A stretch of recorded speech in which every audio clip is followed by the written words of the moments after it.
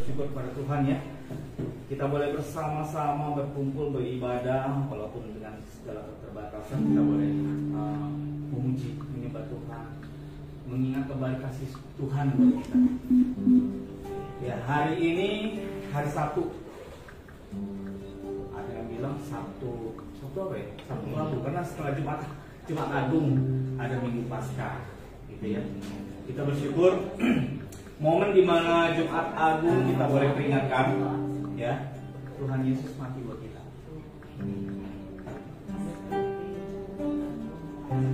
Seandainya kelahiran ada, tapi nggak ada kematian, sia-sia kita percaya Tuhan. Karena yang kita percaya Allah yang hidup. Dia lahir, mati, bangkit, dan naik ke surga.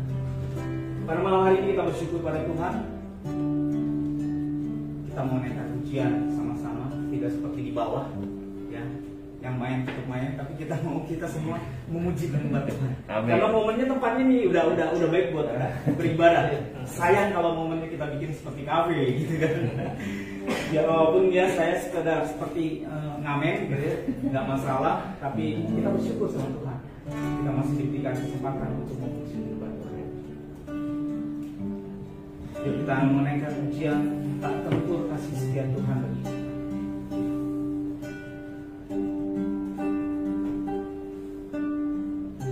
Tuhan, kami bersyukur dan berterima kasih untuk malam hari ini. Di tengah kesibukan kami boleh berkumpul bersama-sama menaikkan ujian penyembahan kami kepadamu. Dan Engkau Allah yang luar biasa bagi kami. Hanya Yesus yang kami sembah, Yesus yang mau mati bagi kami. Tidak ada satu orang pun yang mau mati buat kita. Tidak ada satu orang pun yang mau menyerahkan nyawanya bagi kita. Hanya Yesus. Dia yang tidak selayaknya menerima hukuman salib, tapi dia mati bagi kita. Siapakah kita? Kita hanya orang berdosa. Kita yang selayaknya kita dihukum. Kita yang selayaknya disalib karena segala pelanggaran dan dosa-dosa kita. Namun Tuhan mengasihi kita. Sungguh tiada terukur kasih setia Tuhan. Tak terukur kasih-Mu Yesus, Kau mati gantikan diriku, Kau curahkan darah-Mu untuk tebus dosaku. Tak terukur kasih-Mu Yesus, Kau mati gantikan diriku, Kau curahkan darah-Mu untuk tebus dosaku. Layaklah Kau Tuhan dipuji dan disembah dengan segenap hatiku. Layaklah Kau Tuhan dipuji dan disembah dengan segenap jiwa ragaku.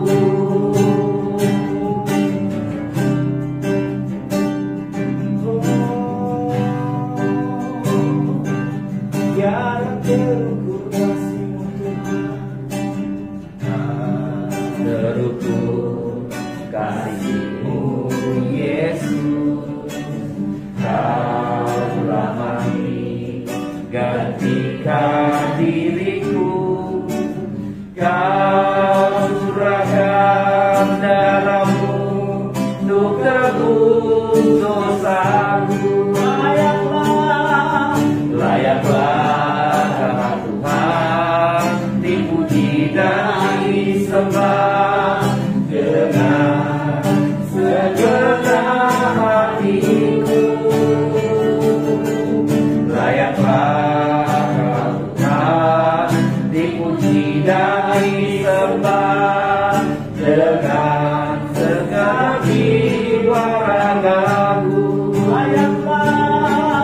layaklah Kau Tuhan, dipuji dan disembah dengan segenap hatiku. Layaklah Kau Tuhan, dipuji dan disembah dengan segenap jiwa ragaku. Katakan layaklah Kau Tuhan, layaklah Kau Tuhan, dipuji dan disembah dengan segenap hatiku. Layaklah Kau Tuhan, dipuji dan disembah dengan segenap jiwa ragaku. Dengan segenap jiwa, dengan segenap jiwa ragaku.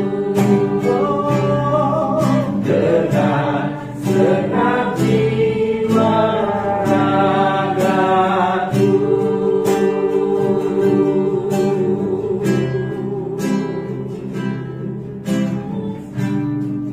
Kami bersyukur Tuhan untuk semua karunia anugerah yang Tuhan limpahkan buat kami. Kami bersyukur untuk kematian-Mu bagi kami, Tuhan. Kami bersyukur untuk penyelamatan yang Kau berikan buat kami. Amin. Terima kasih. Anugerah kesehatan yang Tuhan limpahkan buat kami. Hingga sampai saat ini kami boleh menghadap Tuhan dengan segala keberadaan kami. Hanya anugerah dan karunia yang Tuhan berikan buat kami. Terima kasih Tuhan. Terima kasih untuk semua Tuhan.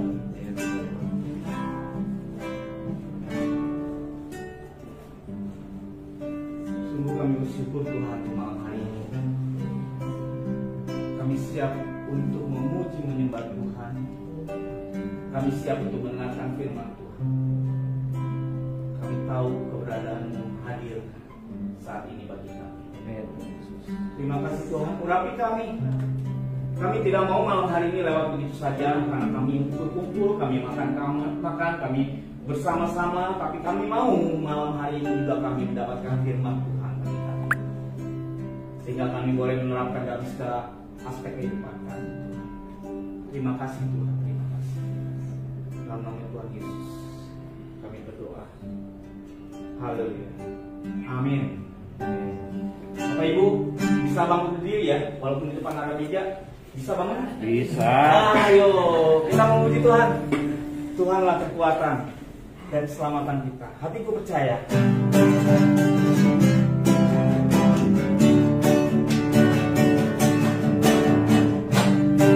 Tuhanlah kekuatan dan makhlukku, yang bunuh batu dan keselamatanku.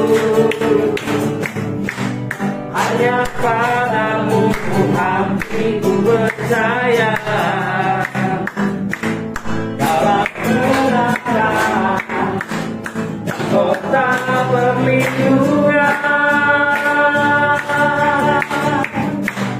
Ku mau selalu bersyukur cinta-Mu padaku, takkan pernah berubah.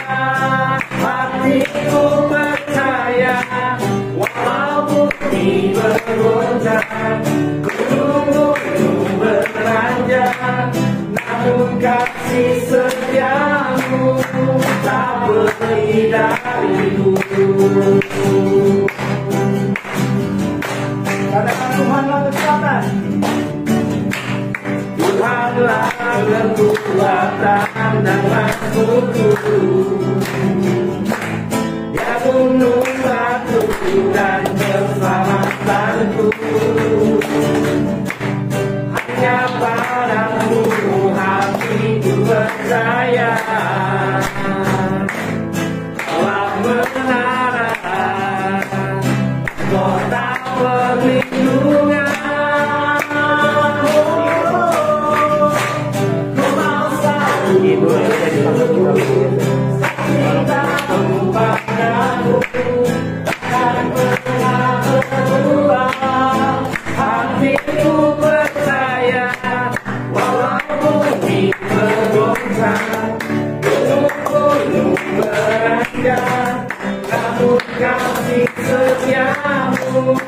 tak pergi dariku.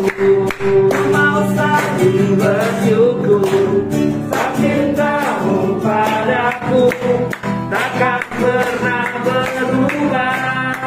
Hatiku percaya, walau bumi bergoncang, gunung-gunung beranjak, namun kasih setiamu tak pergi dariku. Kasih setiamu tak pergi dariku. Kasih setiamu tak pergi dariku.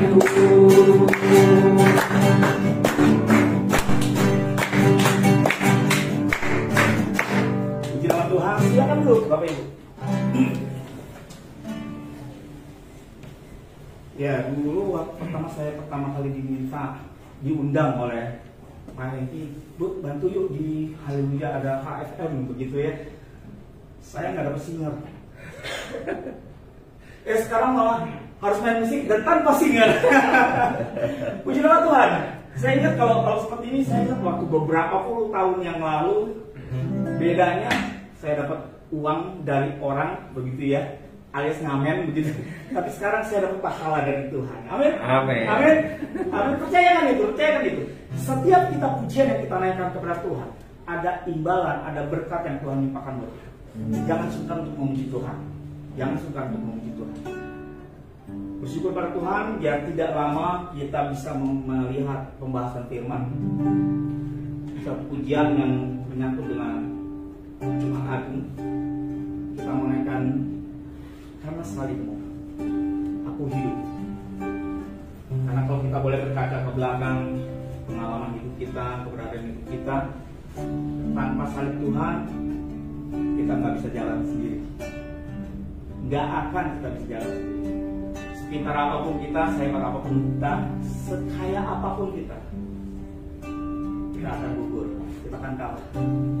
Tapi karena salib kita boleh diberikan kemenangan.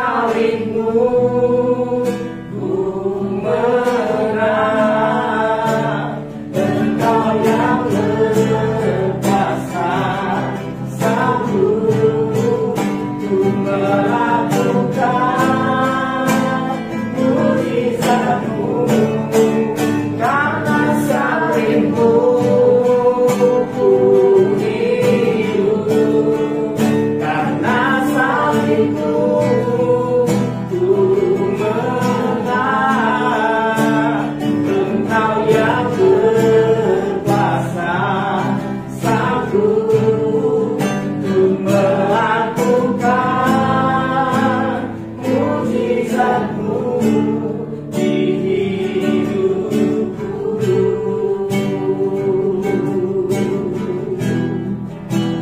melakukan mujizatmu di hidupku,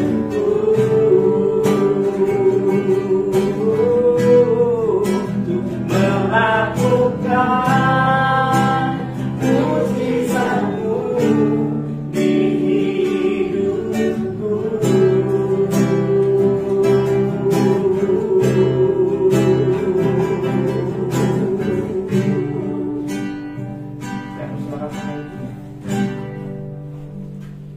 Saya undang Pak Dedi untuk kita dipimpin doa oleh Pak Dedi. Silakan Pak Dedi. Bapak, terima kasih Tuhan untuk malam hari Tuhan, kita syukur Tuhan untuk ibadah kami Tuhan, hari Tuhan, syukur Tuhan dan juga berterima kasih pagi Tuhan yang kami bicarakan bagian firman Tuhan, syukur Tuhan apapun yang keluar dari mulut dan perkataan Tuhan adalah itu dari berasal daripada Bapa dan boleh menjadi berkat bagi kami semua. Serahkan ya Tuhan ibadah kami sebagai dalam tangan-Mu dan Kau Allah yang beracara pada Tuhan dari awal hingga dalam nama Yesus kami berdoa dan bersyukur. Haleluya. Amin. Baik, kita akan coba membuka di dalam Matius 14 ayat, kita akan kutip saja di bagian di mana saat ini kita sudah berseri gitu ya, sampai di titik bagian akhir di mana ketika Tuhan Yesus memegang tangan daripada Petrus yang pada waktu itu jatuh ya. Kita kutip saja di dalam ayat yang ke-29 sampai yang ke-33 ya. Kita akan baca ayat ke-29 sampai yang ke-33. Bapak Ibu ganjil saya genap ya. Jadi Bapak Ibu ganjil saya genap. Oke. Matius 14 ayat 29 sampai 33. Matius 14. Oke, Matius 14. Oke. Bapak Ibu ganjil sampai ayat yang ke-33 saya genap. 1 2 3. Kata Yesus, datanglah. Maka Petrus turun dari perahu dan berjalan di atas air mendapatkan Yesus. Tetapi ketika dirasanya tiupan angin, takutlah ia dan mulai tenggelam, lalu berteriak, Tuhan tolong aku. Segera Yesus mengulurkan tangannya dan memegang dia dan berkata, hai orang yang kurang percaya, mengapa engkau meragu? Lalu mereka naik ke perahu dan angin pun redalah. Dan orang-orang yang ada di perahu menyembah dia, katanya, sesungguhnya engkau Allah. Ini pernah disampaikan juga ketika perkataan sesungguhnya engkau anak Allah pernah diucapkan ketika Tuhan Yesus mati di atas kayu salib. Karena waktu itu salah satu perwira melihat sungguh dia ini anak Allah ya. Jadi ada bagian yang dimana saya coba nge-review dulu sebelum kita nanti tahu bahwa oh seperti ini gitu ya. Jadi pada waktu Tuhan Yesus berjalan di atas air, ini bicara Tuhan Yesus sedang di dalam misinya, yaitu mematikan atau menginjak kuasa daripada Lewiatan si ular, yang menginjak kuasa daripada maut, yang dinubuatkan di dalam kitab para nabi Yesaya dan juga di dalam Kejadian pada waktu ada rivalitas antara keturunan perempuan yaitu Kristus dan juga keturunan si jahat yang dimana akan meremukkan kepalanya, dan ini sedang dilakukan oleh Kristus ya. Yang waktu Tuhan Yesus menginjak atau berjalan di atas air, ini sebenarnya nubuatan yang digenapi oleh Tuhan dan akan ya, karena Kristus sedang nanti berjalan di atas air, nanti kita tahu ujungnya dia ada di kayu salib di Bukit Golgota ya. Jadi ini adalah rangkaian daripada peristiwa ketika Tuhan mau menanamkan di dalam setiap kita orang percaya konsep orang di dalam keselamatan orang percaya ya. Ini konsep begitu kaya. Di dalam peristiwa ini kita akan melihat gambaran. Nah pada waktu Petrus ketika dia jatuh, dia teriak tolong. Karena pada waktu itu keraguan dan kebimbangan yang minggu lalu kita sudah bahas. Karena Petrus memiliki konsep bahwa dia juga bisa ya untuk menginjak kuasa maut atau mengalahkan kuasa daripada dosa yang sesungguhnya tidak pernah mungkin ya. Tidak akan pernah mungkin seseorang diselamatkan karena dia menjalankan hukum Taurat. Inilah yang titik ekstrim di mana orang-orang Yahudi, orang-orang Farisi, para imam dan lain sebagainya, mereka menitik beratkan bahwa Ini loh kami loh umat pilihan karena menjalankan hukum Taurat. Sesungguhnya Tuhan tidak pernah menyatakan demikian. Tidak bisa manusia berdosa karena menjalankan sesuatu yang baik atau menjalankan perintah Tuhan, lalu dikatakan saya layak diselamatkan. Tidak bisa demikian. Kenapa? Karena akhirnya Petrus penggambaran orang-orang yang memiliki konsep demikian. Menjalankan Taurat maka beres. Tidak bisa. Kalau kita perhatikan, pada waktu Tuhan Yesus ini diperhadapkan dengan orang orang ahli Taurat, orang-orang Farisi gitu ya. Ini saya ingat pada waktu peristiwa perempuan berzina.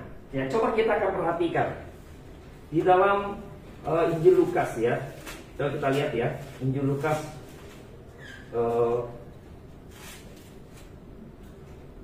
saya akan coba lihat ya. Saya ingat bahwa oh iya ya, ada tuh waktu itu perempuan yang berzina lalu dibawa kepada Tuhan Yesus gitu ya. Sebentar ya. Diperhadapkan oleh Tuhan Yesus lalu Tuhan ditanya-tanya gitu ya.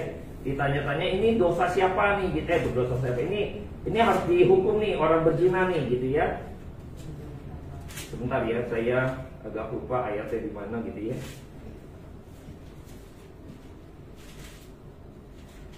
Gunung.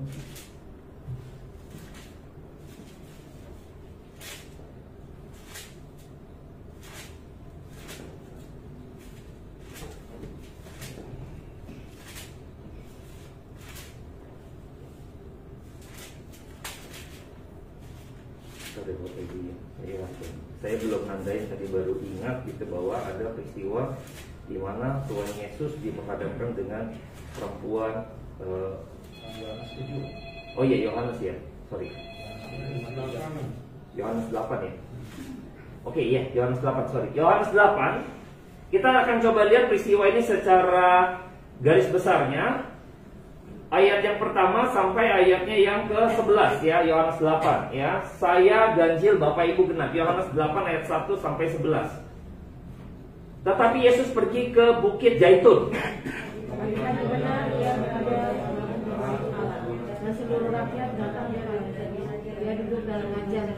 Maka ahli-ahli Taurat dan orang-orang Farisi membawa kepadanya seorang perempuan yang kedapatan berbuat zina. Mereka menempatkan perempuan itu di tengah-tengah.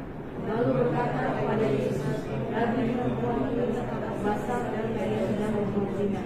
Musa dalam hukum Taurat memerintahkan kita untuk melempari perempuan-perempuan yang demikian. Apakah pendapatmu tentang hal itu? Mereka mengatakan hal itu untuk mencobai dia, supaya mereka memperoleh sesuatu untuk menyalahkannya. Tetapi Yesus mengukur lalu menulis dan jarinya di tanah. Dan ketika mereka terus-menerus bertanya kepadanya, ia pun bangkit berdiri lalu berkata kepada mereka, barang siapa di antara kamu tidak berdosa, hendaklah ia pertama melemparkan batu kepada perempuan itu. Lalu ia mengutuk pula dan menulis di tanah. Tetapi setelah mereka mendengar perkataan itu, pergilah mereka seorang demi seorang, mulai dari yang tertua. Akhirnya tinggallah Yesus seorang diri dengan perempuan itu yang tetap di tempatnya. Lalu Yesus bangkit berdiri dan berkata kepadanya, hai perempuan, di manakah mereka? Tidak adakah seorang yang menghukum engkau? Jawabnya, tidak ada Tuhan. Lalu kata Yesus, aku pun tidak menghukum engkau. Pergilah dan jangan berbuat dosa lagi mulai dari sekarang. Coba kita perlihatkan pada waktu itu orang-orang seperti ini, kelompok-kelompok orang Yahudi ini, orang-orang Farisi dan kawan-kawan ini, mereka ingin mencoba tanda petik mencari celah, mencari kesalahan untuk bisa memperdebatkan Kristus, lalu membawa Kristus untuk dihukum atau dihakimi. Jadi dia mendapat satu kasus gitu ya untuk Kristus dipersalahkan. Tetapi lihat bagaimana ketika mereka yang mengagung-agungkan Taurat Musa, mereka yang benar-benar sepertinya menjalankan perintah daripada Tuhan, 10 hukum daripada Tuhan yang dari Musa ya, yang mereka agung-agungkan nenek moyang mereka. Sekarang ketika diperhadapkan, Kristus menulis, ya kan, membuku. Nah ini tafsiran saya gitu ya. Saya ingat ya, Taurat Musa itu turun pada waktu itu tangan Tuhan yang menulis hukum Taurat. Jadi mereka lucu gitu ya. Mereka mengagungkan Taurat, tetapi dia nggak tahu nih kalau Taurat itu siapa, bicara mengenai siapa, mengenai Yesus. Tetapi mereka nggak sadar, mereka justru menolak Yesus. Maka mereka pikir dengan menjalankan hukum Taurat mereka bisa lolos daripada hukuman, atau mereka bisa diperkenan oleh Tuhan, ya, diselamatkan. Tidak demikian. Maka pada waktu diperhadapkan justru Tuhan tanya balik. Sekarang siapa yang nggak punya dosa boleh tipu? Diam semua, satu persatu meninggalkan. Artinya apa? Hukum Taurat pun tidak pernah bisa menyelesaikan masalah dosa. Tuhan mengatakan kepada perempuan ini, ada yang hukum kamu enggak? Enggak ada. Tuhan sadar bahwa manusia berdosa tidak pernah bisa menyelesaikan dosa. Ini yang dibangga-banggakan oleh orang-orang kelompok ini yang merasa bahwa saya bisa menyelesaikan dosa. Ini sama persis seperti waktu Adam jatuh dalam dosa. Mereka pikir ketelanjangan mereka itu mereka dapat tutupi atau mereka dapat atasi dengan cara mereka membuat pakaian dari daun dan cawat. Pikir clear, nggak selesai. Kita seringkali dibodohi oleh pikiran kita. Kita pikir kalau saya berdosa maka saya bisa menutupi keberdosaan saya, masalah keberdosaan saya dengan cara saya menjalankan ibadah, berpuasa, bersedekah, bersosial kepada orang-orang, panti dan sebagainya. Jadi dosa saya ditutupi. Ini konsep ini sama seperti dengan konsep dengan orang-orang yang tidak percaya kepada Kristus. Apa bedanya? Maka masalah dosa tentu tidak bisa. Maka pada waktu itu Tuhan tanya, yang gak punya dosa silakan. Mereka satu persatu mereka sadar, maka Kristus pun tidak menghukum daripada perempuan situ. Tapi ini yang menarik ya, justru Tuhan beri kuasa. Ayat ke-11, aku pun tidak menghukum engkau, pergilah dan jangan berbuat dosa lagi. Ini poin penting. Anda dan saya punya kekuasaan yang besar dan mewah, yaitu bisa tidak berdosa yang Tuhan berikan. Kalau Anda tidak diberi kuasa itu, siapa yang memberi kuasa itu? Kristus. Nggak bisa. Maka kita bersyukur hari ini kalau kita boleh percaya kepada Kristus. Maka pada waktu rangkaian Jumat Agung itu kita bisa melihat presentasi daripada Yesus mematikan kuasa dosa. Di sinilah kita punya pengharapan, bisa tidak berdosa. Petrus pada waktu awal dia berjalan di atas air karena dia berdiri dalam kebenaran, bukan berdiri dari kedagingan dia, berdiri di dalam roh dia yang mau dituntun oleh Tuhan. Hidup kita pun bisa tidak berdosa ketika hidup kita dipimpin oleh roh Tuhan. Di dalam bagian lain ada versus antara hidup oleh roh, hidup oleh daging. Jika Anda dan saya hidup oleh roh, ya ini akan bertentangan rivalitas dalam daging kita, dalam hidup kita nih. Seringkali membuat kita jatuh tenggelam sama seperti Petrus karena hidup kita dipimpin oleh kedagingan kita, nafsu kita, dosa ini nggak bisa dilepaskan. Maka Tuhan pegang dia. Ini misteri tangan Tuhan. Kita bersyukur hari ini Tuhan Yesus mati di kayu salib dan kita peringatkan, ya. Seluruh dunia memperingatkan Jumat Agung. Tangan Tuhan memegang keselamatan. Konsep keselamatan dalam Tuhan adalah waktu Tuhan yang pegang, ya, keselamatanmu dijamin oleh Tuhan sepenuhnya.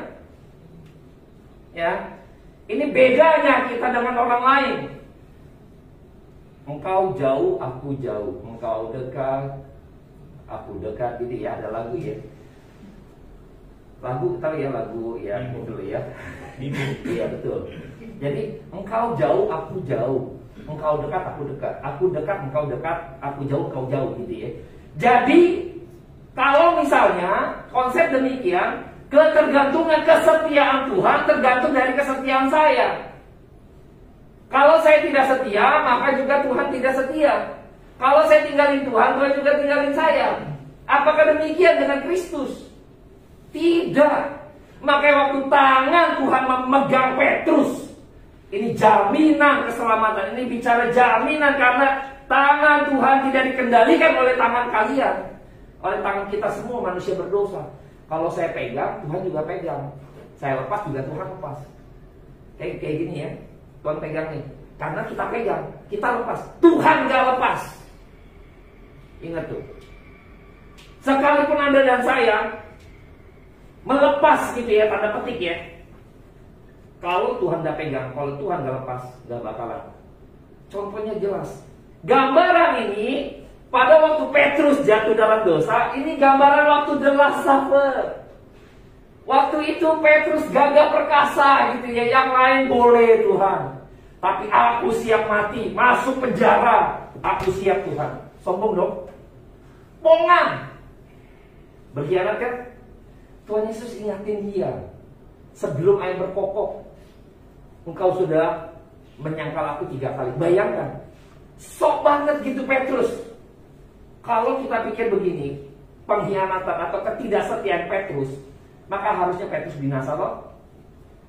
Karena kan tergantung dari engkau setia atau tidak. Ketidaksetiaan Petrus tidak mempengaruhi kesetiaan Tuhan.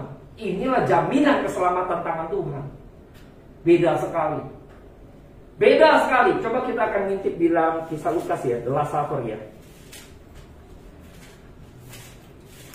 Kita lihat di bagian-bagian akhir Lukas 8 sebentar ya, saya kutip saja ya. Yesus disalibkan, Yesus dibawa disalibkan, Yesus mati.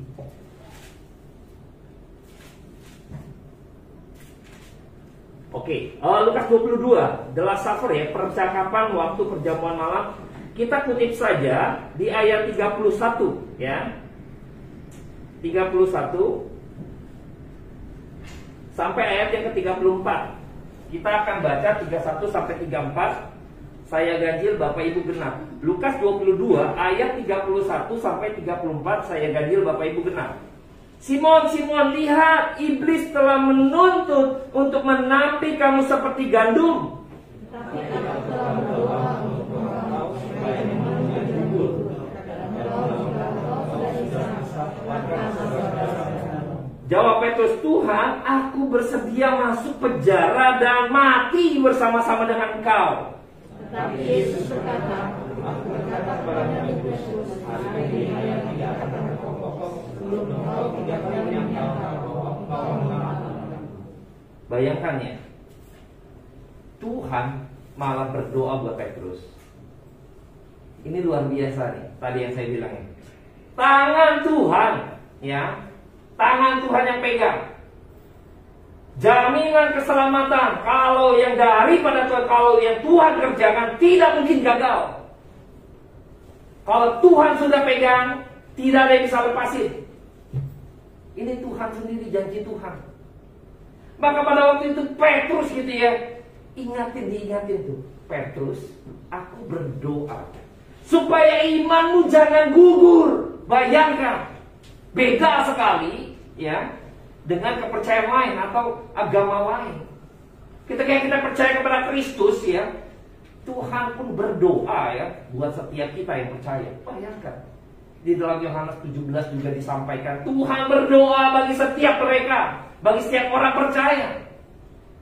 Tuhan berdoa buat apa? Buat imannya Petrus supaya tidak gugur. Kita tahu yang berkhianat bukan Petrus doang kan? Satu lagi apa? Yudas. Mengapa Yudas tidak? Karena Yudas tidak masuk daripada hitungan buat pilihan yang ditetapkan untuk binasa. Tuhan hanya menyamakan dombanya. Yudas bukan kategori domba daripada Tuhan. Tuhan datang mencari dombanya, dia cari domba itu, dan Petrus adalah dombanya. Maka waktu dia cari, dia tangkap, dia jaga, dia pelihara. Gak mungkin lepas. Ini janji Tuhan. Kita coba cek di dalam Yohanes 6.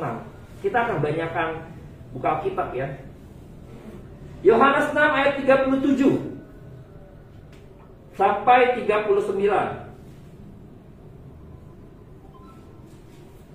Oke. Sampai 39. Oke, kita akan baca bersama-sama. Yohanes 6 ayat 37 sampai 39, demikian firman Tuhan. 1 2 3.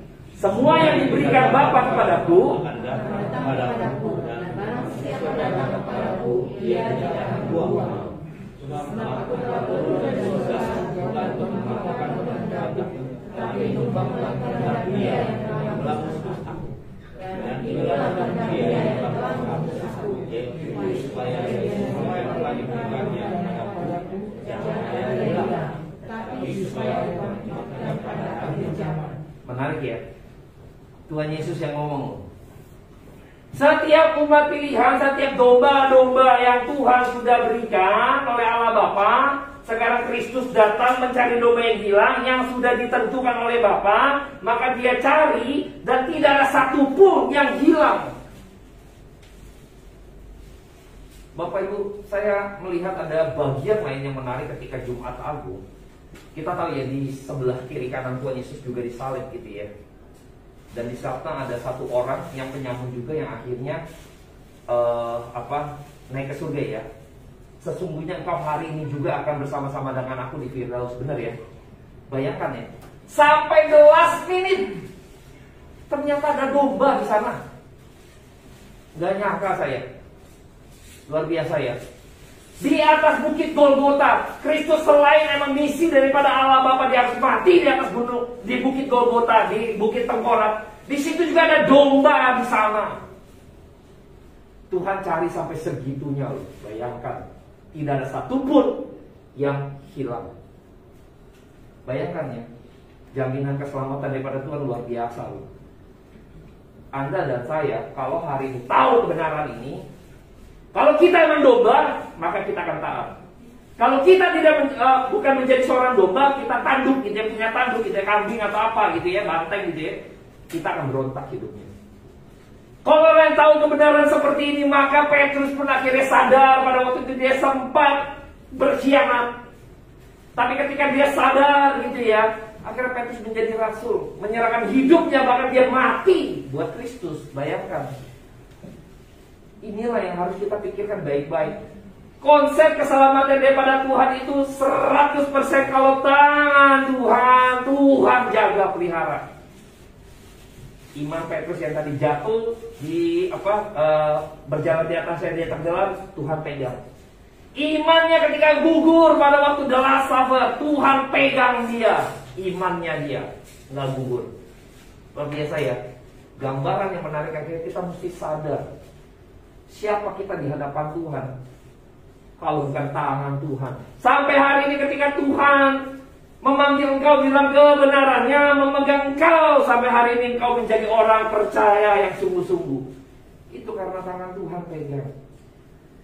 Tuhan sampai cari di bukit Golgota. Saya ketika mendapat penggambaran itu, ketika saya renungin, saya dapat potret yang berbeda yang mungkin teman-teman lain gak lihat. Ternyata di situ ada domba. Tuhan mati di situ. Tuhan cari, tidak ada satupun yang hilang. Last minute sudah mau mati toh. Sudah mau mati. Ternyata di bukit Golgota ada domba. Tuhan selamatkan. Udah mati juga loh. Bayangkan ya, last minute tuh mereka. Udah tinggal nunggu ini aja. Nunggu darahnya habis. Tuhan tidak ada yang hilang. Tidak ada satupun yang diberikan Bapa kepadaku akan hilang. Tidak ada. Kita bersyukur kepada Kristus. Tuhan mencari kita. Kalau hari ini kita boleh bersekutu gitu ya, bukan kita yang cari Tuhan. Manusia berdosa tidak mungkin cari Tuhan. Gak mungkin. Lihat pada waktu Adam dan Hawa jatuh. Di manakah engkau? Adam ngumpet, Adam kabur. Inilah manusia berdosa. Gak mungkin cari Tuhan. Mana ada yang cari Tuhan? Tuhan yang cari. Dengan perkataan di manakah engkau, berarti Tuhan yang turun cari. Gak ada yang cari Tuhan. Kalau sekarang kita bisa cari Tuhan gitu ya, karena Tuhan cari kita dulu, baru kita mengetahui suara Tuhan. Lihat bagaimana ketika Adam dibikinkan pakaian dari kulit binatang. Tuhan yang kerjain, Tuhan yang bikin, Tuhan yang jahit, Tuhan yang potong, Tuhan yang pakein semuanya. Inilah keselamatan yang benar. Tuhan yang kerjakan, cara Tuhan. Tuhan sendiri yang kerjain, Tuhan sendiri yang pakein. Kristus sendiri yang harus mati di atas kayu salib. Bukan domba-domba yang biasanya digambarkan dalam perjanjian lama. Itu hanya simbol. Maka kita tidak lagi berkurban. Ya, kita tidak lagi berkurban karena perjanjian lama itu kan menyerahkan kurban kepada para imam. Ini sebenarnya simbol. Maka pada waktu Kristus sudah mati, korban yang kamu persembahkan itu simbol Kristus. Ini yang mau digambarkan sebenarnya. Maka bukan domba itu maksudnya. Ini loh domba itu, Kristus. Sudah selesai kita, ya kan? Maka kita harus merenungkan kembali betapa besarnya kuasa Tuhan memegang iman kita sampai hari ini. Di tengah-tengah tantangan hidup yang mungkin gitu ya, COVID 2 tahun gitu ya, jeda segala macam, banyak tantangan yang mungkin kita nggak sanggup. Iman kita banyak juga yang gugur gitu ya. Ayo kalau ada dan saya masih tetap fight gitu ya, tahu gak dibalik itu tangan Tuhan pegang. Tangan Tuhan pegang. Jangan pikir kita hebat gitu ya. Wah, karena saya rajin ke gereja, karena saya rajin berdoa. No. Enggak. Anda bisa rajin benar, tapi tahu gak dibalik itu? Kalau bukan Tuhan yang anugerahkan, nggak bisa kita. Nggak ada kok manusia yang malah kabur kok manusia berdosa. Nggak ada yang cari Tuhan. Tidak satu pun yang cari Tuhan. Kita adalah orang-orang yang berdosa yang akhirnya Tuhan temukan. Maka kita patut bersyukur di hadapan Tuhan. Saya berharap ketika kita tahu konsep keselamatan ini, kita jadi makin mau menyerahkan diri kita sungguh-sungguh di hadapan Tuhan gitu loh. Saya udah menginjak usia 40 ya. Life begin 40 katanya ya. Life begin 40 ya. Kalau saya pikir-pikir usia saya kalau nggak tahu nih matinya kira-kira kita kapan ya? Bapak Ibu dan Anda dan saya, kalau kita nih meninggal gitu ya, kira-kira di usia ya 70-80 ya, 70-80 tahun ya kan. Berarti kalau misalnya katakanlah ya 80 tahun, berarti saya cuma separuh lagi nih hidup saya. Betul ya? Hidup saya tinggal separuh lagi nih. Katakan 80 tahun, 40 ke 40 lagi, kalau separuh lagi nih. Separuhnya udah hidup belum ini segala macam, belum sungguh-sungguh di hadapan Tuhan. Ini aja 40 ke 80, kalau sungguh-sungguh kasih Tuhan 50%. Kebayang gak? Sadis ya kita ya. 40 ke 80 kalau saya sungguh-sungguh aja tuh, kasih Tuhan cuma separuh. Kita mau main-main berapa lama lagi dalam hidup kita? Coba bayangkan. Kalau 80 kasih separuh, kalau usianya 60 sepertiga, kita kasih Tuhan sepertiga. Bayangkan kebangetan kita. Terlalu kita gampang sekali gitu ya mengabaikan anugerah Tuhan yang besar. Saya berharap malam hari ini kita harus sadar bahwa anugerah Tuhan itu udah besar. Jangan main-main lagi buat kehidupan kita. Kita nggak tahu ya, banyak teman-teman kita yang di masa COVID kita juga kehilangan ya. Beberapa teman sahabat gitu ya. Dua juga pada waktu saya membuat buku bawa aku pulang, almarhum Pak Yadi dengan Pak Herman yang banyak membantu saya terbitnya buku itu gitu ya. Dia yang dibawa pulang duluan. Bayangkan bagaimana ketika kita nggak tahu usia orang gitu loh. Saya berpikir gitu ya, kita kalau tidak sungguh-sungguh gitu ya, kita ini mau kasih Tuhan berapa banyak dalam hidup kita. Pikirkan deh usia kita. Saya sih udah mikir gitu ya, saya udah 40 nih gitu ya. Kadang ke 80 aja kasih Tuhan setengah loh. Bayangkan kalau umur saya 80 nih, saya kasih Tuhan setengah. Saya nggak yakin juga 40 ke 80 saya hidup sungguh-sungguh atau tidak ya. Pertanyaannya kan gitu kan. Ini kalau udah paling sungguh-sungguh nih, ini sungguh-sungguh aja 50. Kalau jatuh bangun kayak kopi dangdut ya kan, susah juga, ya kan? Berapa persen lagi? Berarti berkurang lagi. Kita pernah berpikir gak kasih Tuhan itu apa? Kita nggak pernah mikir sungguh-sungguh dalam hidup kita. Maka saya berharap kita mulailah hidup ini benar-benar menghargai. Tuhan sudah pegang begitu keras, gitu kan, tanganmu. Yuk, fight buat Tuhan sekarang. Tuhan bilang kepada perempuan yang berzina, jangan berbuat dosa lagi. Karena Tuhan kasih kuasa itu. Kalau nggak bisa. Anda dan saya ini juga kalau misalnya bukan Kristus gitu ya, yang mati menggenapi tadi itu di atas kayu salib. Sampai hari ini kalau Kristus tidak mati di atas kayu salib, Anda dan saya pasti berdosa statusnya. Karena nggak ada yang kasih kuasa kepada kita. Kristus saja juga nggak mati kok. Siapa yang kasih kuasa? Yang bisa kasih kuasa karena Dia yang mati menggantikan kita, maka Dia punya kuasa untuk itu. Kita sudah ditebus, kayak kita misalnya budak daripada seorang raja gitu ya. Maka yang punya hak itu adalah yang menebus kita. Kita pindah nih ke raja yang baru, ya kan, dijual, ya kan, budak. Kita sebagai seorang budak, ini kita milik yang raja baru yang menebus kita tadi, gitu loh. Siapa yang menebus kita? Nggak ada kita kuasa apapun. Sampai hari ini kalau Kristus tidak mati, maka sampai kapanpun manusia akan terus berdosa, terus berdosa, terus berdosa. Mengapa Tuhan bisa bicara demikian? Karena Dia yang menggenapi hukum Taurat yang tidak bisa dijalankan oleh manusia berdosa.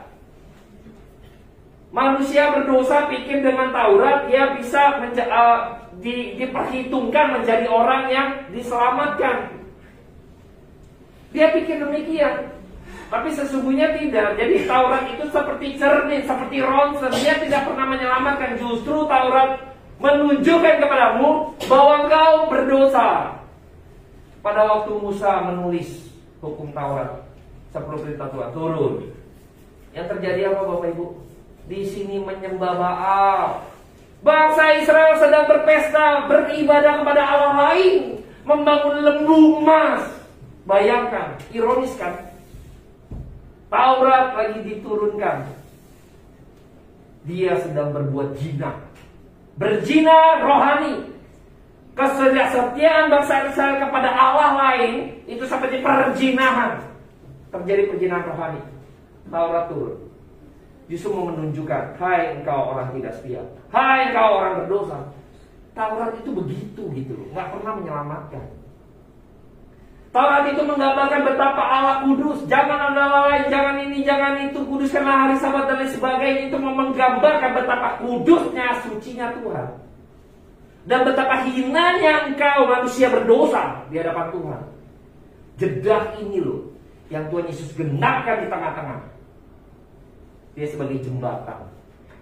Dia bukan untuk meniadakan hukum Taurat. Kalau ikut Yesus nggak usah hukum Taurat. Siapa bilang? Saya udah percaya Tuhan Yesus gitu kan, udah dibaptis, ya saya mabuk-mabuk lagi. Siapa bilang? Nggak begitu. Jikalau engkau diselamatkan, maka Tuhan selalu bilang, Tuhan kasih kuasa, jangan berbuat dosa lagi. Jelas Alkitab mengatakan. Karena sekarang kamu sudah punya kemampuan itu.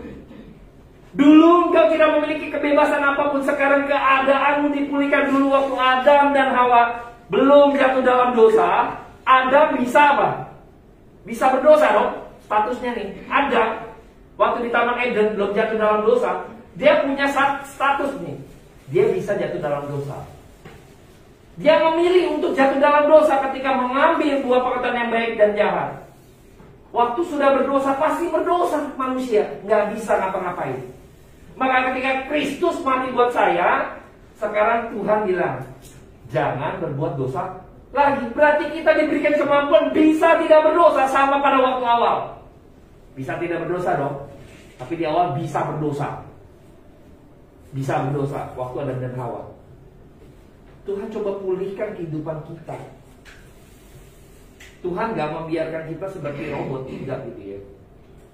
Tapi kesadaran kita bahwa tangan Tuhan pegang begitu rupa membuat saya sekarang pengen mati-matian buat Tuhan. Sama seperti Petrus, begitu sadar, aduh, ayam berkokok 3 kali, dia sadar. Dia sadar.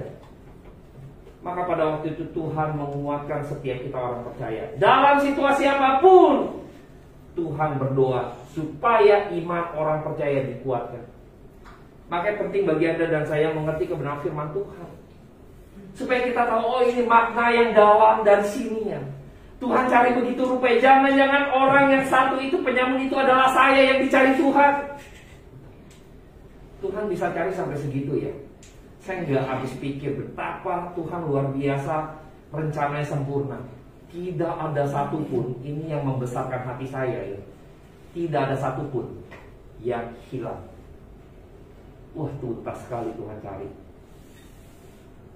Dalam perumpamaan sering kita lihat bahwa Tuhan meninggalkan yang 99, cari yang satu. Betul ya? Artinya apa?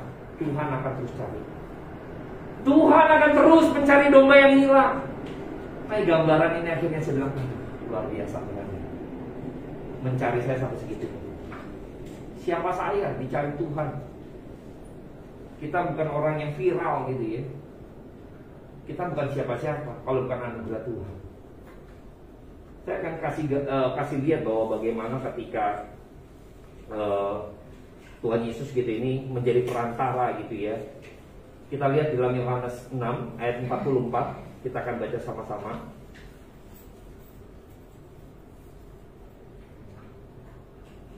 Ya. Kalau kita boleh percaya kepada Kristus, ini ada anugerah Tuhan gitu ya. Oke. Kita akan baca sama-sama 1, 2, 3. Tidak ada seorang pun jika ia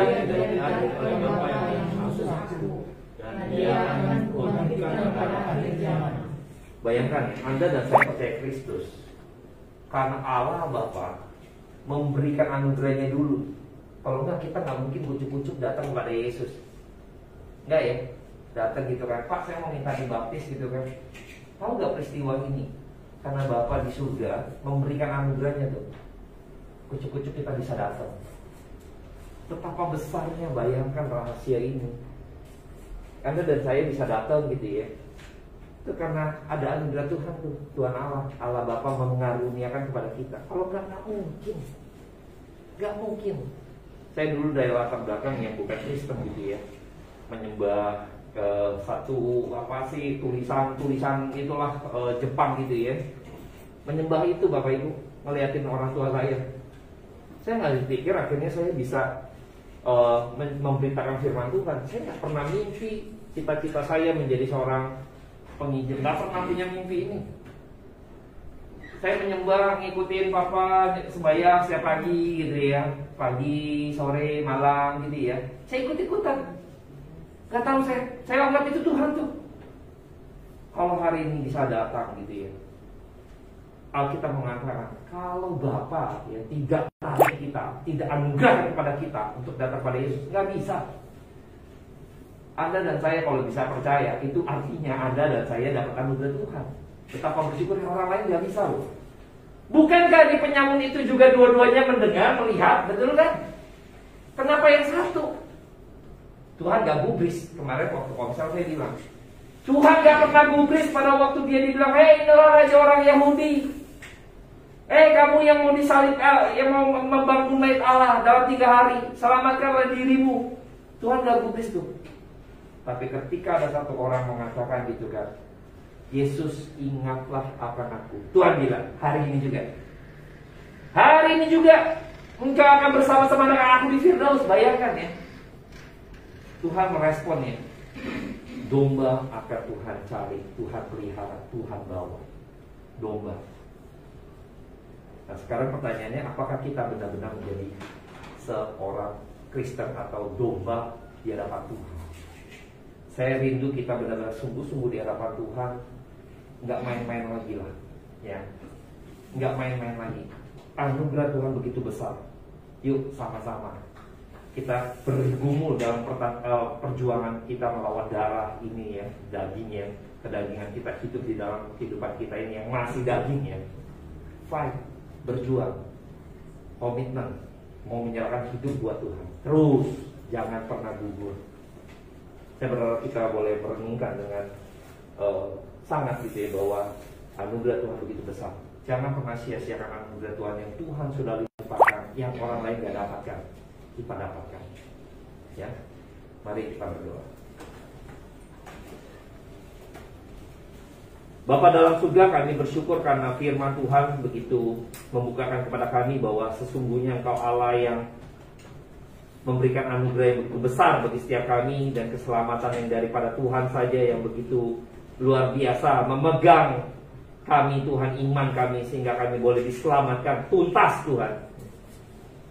Kami bersyukur atas rencana Allah Bapa yang digenapi dalam Kristus, dan Roh Kudus dicurahkan untuk menuntun, membimbing kami, memimpin kami, untuk kami hidup di dalam kebenaran.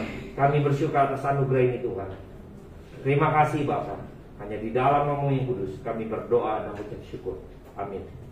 Oke, kita akan siapkan persembahan. Saya minta dulu berdoa.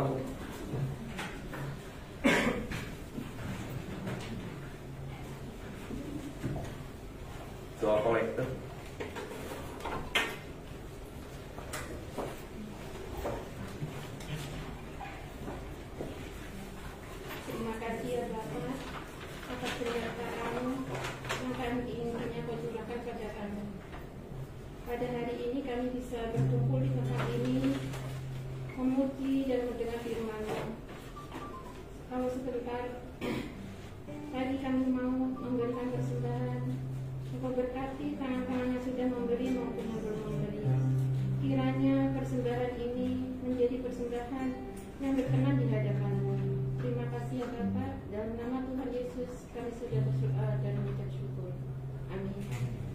Bu, kita naik ke bagian Allah sumber kuatku untuk mengirim persembahan.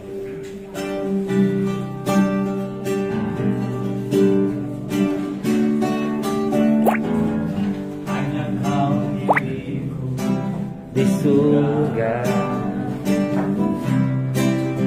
tiada yang ku ingin di bumi, hanya Kau. Tak ku andalkan kekuatanku, namun yang pasti Kau bersamanya. Allah sumber kuatku, Allah sumber kuatku, Allah sumber kuatku dan bagianku selama-lamanya. selamanya, selamanya. Oke, sebelum nanti kita akhiri, Bapak Ibu, kita ada sedikit perjamuan kasih. Jadi nanti kita boleh ambil, panitia sudah siapkan gitu ya. Jadi kita bisa makan di meja kita juga. Kita sambil sama-sama dan nanti kalau mau ke toiletnya, cuci tangannya ada di sebelah Bapak Ibu. Jadi nggak usah turun ke lantai 1 ya. Jadi di lantai ini pun keluar ada wastafel dan sebagainya ya. Jadi toiletnya juga tetap ada di sini. Nah, kita akan akhiri persekutuan kita pada malam hari ini. Mari kita bangkit berdiri.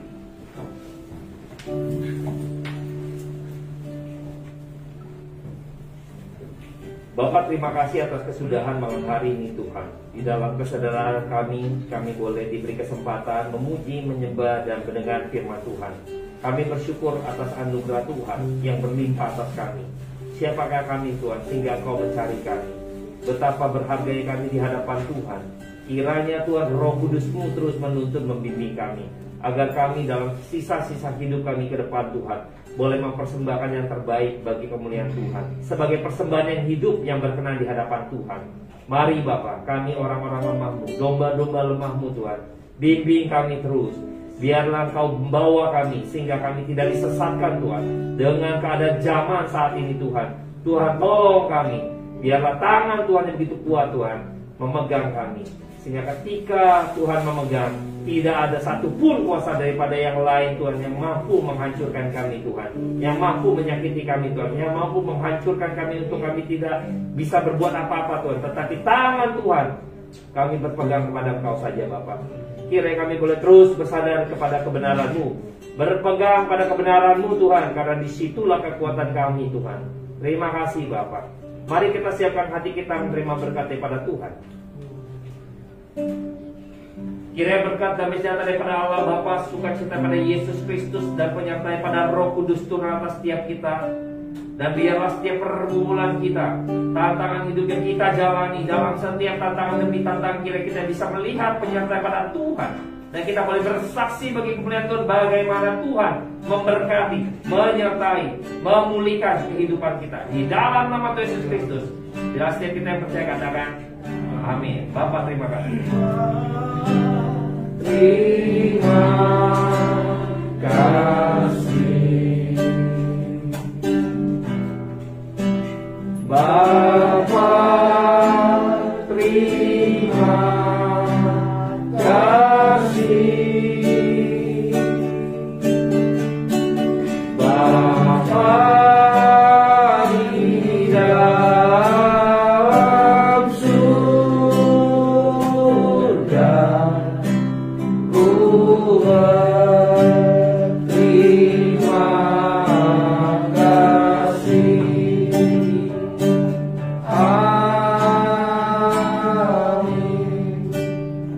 silakan duduk saat teduh. Ibadah sudah selesai. Saya undang Bapak Ibu untuk kembali beribadah di tempat ini setiap hari Sabtu jam 7 malam. Tuhan Yesus memberkati.